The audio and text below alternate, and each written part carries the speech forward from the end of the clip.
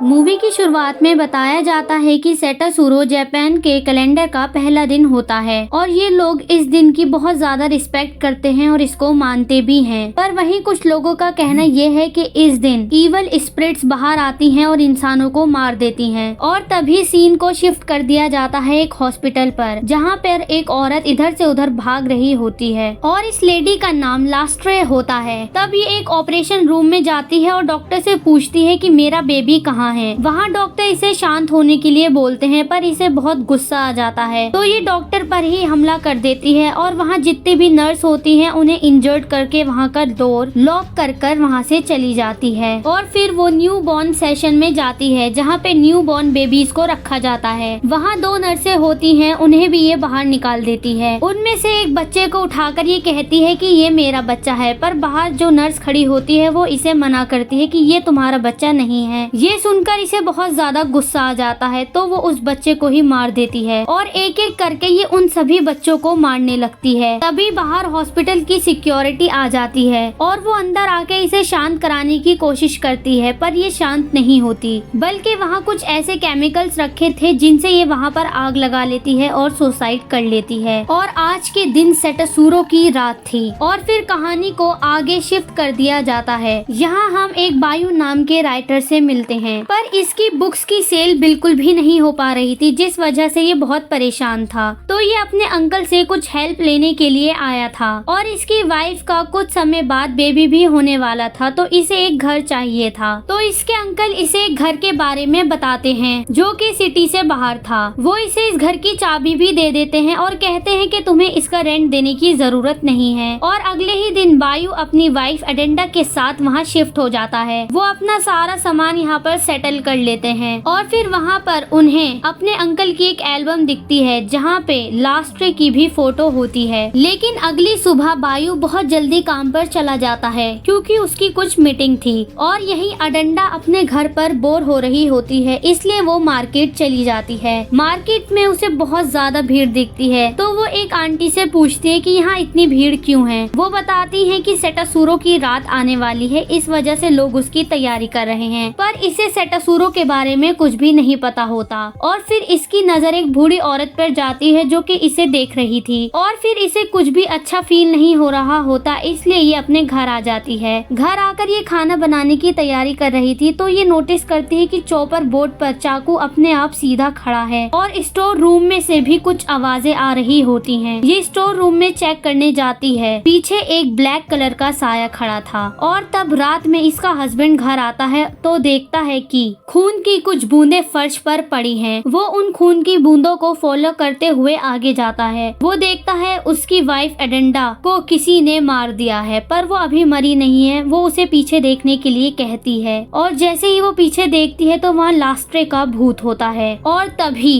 एडेंडा के हस्बैंड की आंख खुल जाती है, यानी कि वो एक सपना देख रहा था। वो इस सपने के बारे में इसे बताता भी है। फिर वो इसे ये भी बताता है कि यहाँ पास ही में हॉस्पिटल है, अगर तुम्हें कुछ भी परेशानी हो तो तुम मुझे कॉल कर देना। और फिर वो अपने काम के लिए चला जाता है। और आज एडेंडा अपनी मॉम से बात कर रही होती है, तब वो नोटिस करती है कि झूला अपने आप ही झूल रहा है, पर वो इस पर ज्यादा अब गौर नहीं करती। और अब वहीं इसके हस्बैंड को दिखाया जाता है जो कि एक मीटिंग में था। उसके बॉस उससे कह रहे थे कि हमारी बुक्स की सेल बिल्कुल भी नहीं हो रही, अगर ऐसे ही चलता रहा तो हमारी कंपनी जल्द ही बंद हो जाएगी। तुम्हें कुछ अच्छी बुक लिखनी चाहिए या तो फिर कुछ हॉरर स्टोरीज। और तब एडेंडा को दिखाया जाता है जो कि सो रही होती है। तब इसे वॉमिटिंग जैसा फील होता है तो ये वॉशरूम जाती है, पर जब ये वॉशरूम जाके वॉमिटिंग करती है तो इसके मुंह में से बहुत सारे ब्लेड और बालों का गुच्छा निकलता है और इसे बहुत सारी सोल्स पकड़ लेती हैं। ये देखकर ये बहुत ज्यादा डर जाती है और इसकी आंख खुल जाती है,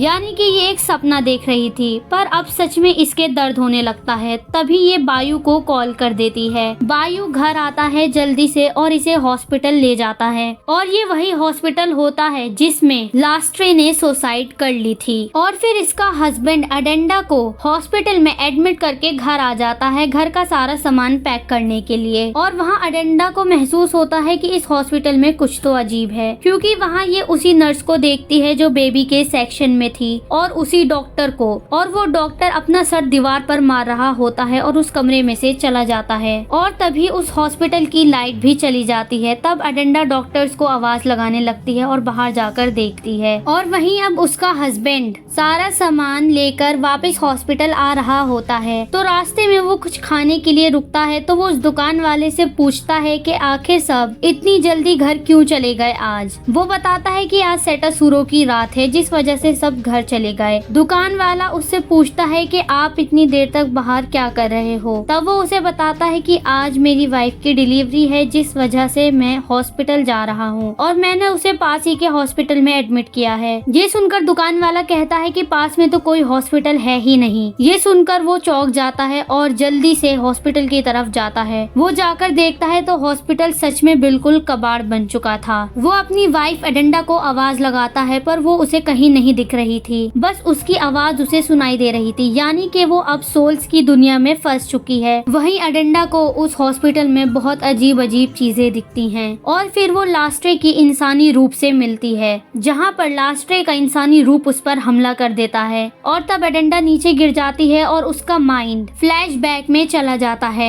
वहाँ उसे पता चलता है कि कर्ट और हॉस्पिटल के कुछ लोगों ने मिलकर उसके बेबी के ऊपर कुछ मैजिक किया था, जिस वजह से वो मर गया। और तब एडेंडा बेहोश होती है और जैसे ही उसे होश आता है तो वो देखती है कुछ इवल स्पिरिट्स उसे ऑपरेशन के लिए ले जा रहे हैं। और वहीं एडेंडा का हस्बैंड भी बेहोश होता है, जिसे सपने में उसके फादर दिखाई देते हैं। वो उससे कहते हैं कि मैं तुम्हें एक कर्ट को देने वाला था, पर तुम्हारी कमजोरी की वजह से मैंने तुम्हें कर्ट को नहीं दिया। और तभी उसकी आंख खुल जाती है और अब एडेंडा का बेबी भी हो चुका था। और वहाँ पर वही बुढ़िया आ जाती है और उन दोनों को बचाने लगती है और उनके बेबी को भी। वो उन पर कुछ पानी छिड़कती है, जिससे वो इवल स्पिरिट जलने लगती हैं और वो यहाँ से बाहर निकलने लगते हैं। तभी लास्ट्रे की सोल वहाँ पर आ जाती है और एडेंडा के हस्बैंड को अपने काबू में कर लेती है। और अब वो एडेंडा और अपने बच्चे को मारने की कोशिश करता है, पर वो बूढ़ी औरत उस पर पानी छिड़क देती है वही और उसे बेहोश कर देती है और वो एडेंडा को भी मार देती है, जिससे वो बेहोश हो जाती है और उसके बच्चे को लेकर चली जाती है वहाँ से। और अब जब सुबह इन दोनों को होश आता है और ये बाहर आकर देखते हैं तो इन्हें अपने बच्चे की रोने की आवाज आ रही होती है। वो देखते हैं कि वो बूढ़ी औरत उस पर कुछ रिचुअल कर रही है। तब एडेंडा का हस्बैंड पीछे से जाता है और उस बूढ़ी औरत के मार देता है, जिससे वो बेहोश हो जाती है और वो अपने बच्चे को लेकर यहाँ से चले जाते हैं। तब वो बूढ़ी औरत उठती है और डांस करने लगती है और वो फोन पर किसी से बात कर रही होती है कि मैंने उस पर वो रिचुअल कर दिया है, यानी कि अब उस बच्चे के अंदर एक डेविल की सोल है। और यहाँ पर हम उस कर्ट में एडेंडा और उसके हस्बैंड की फोटो भी देखते हैं और यहाँ पर हमें ये भी पता चलता है कि उस कर्ट के साथ बायू के अंकल भी शामिल थे। और यहाँ पर ही इस मूवी की एंडिंग हो जाती है।